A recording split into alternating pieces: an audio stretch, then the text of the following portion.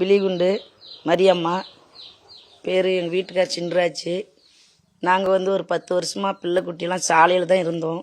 ஆனால் காட்டு கொஞ்சம் உள்ளே இருந்தோம். ரோடு விட்டு கொஞ்சம் உள்ளே இருந்தோம். இப்போ தான் ரோடு போட்டாங்க. ரோடு இல்லாத நம்ம நாளையிலையும் இருந்தோம். ஆனை தொல்லை, இருட்டு, நாங்கள் எல்லோரும் கரண்ட் இல்லை, ஒன்றும் இல்லை, எதுவுமே இல்லாமல் நாங்கள் பிள்ளைங்க குட்டிங்கெல்லாம் வச்சுக்கிட்டு ஒரு சாலையில் வனவாசம் பண்ணோம். இப்போ ஒரு ரோடு வரும், ஒரு அட்டையை போட்டு வீடு கட்டியிருக்கிறோம்.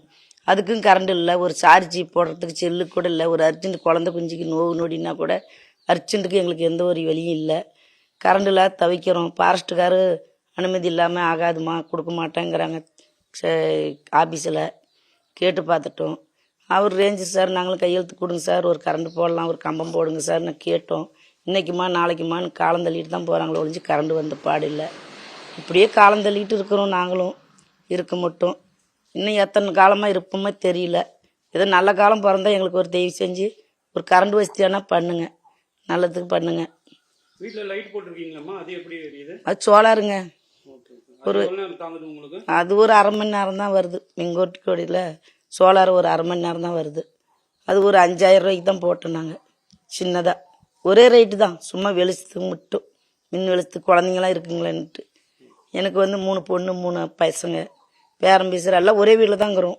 ஆனால் வெளியில் போகிறாங்க வராங்க. இங்கேயே நோடி நல்லது கேட்டதுன்னா இங்கே தான். ஒரு கல்யாணம் காசுனாலும் இங்கே தான் பண்ணுறோம். ஆனால் அப்படியே இருக்கல தான் நாங்கள் பண்ணிட்டு காலம் தள்ளிட்டு போயிட்டே இருக்கிறோம்.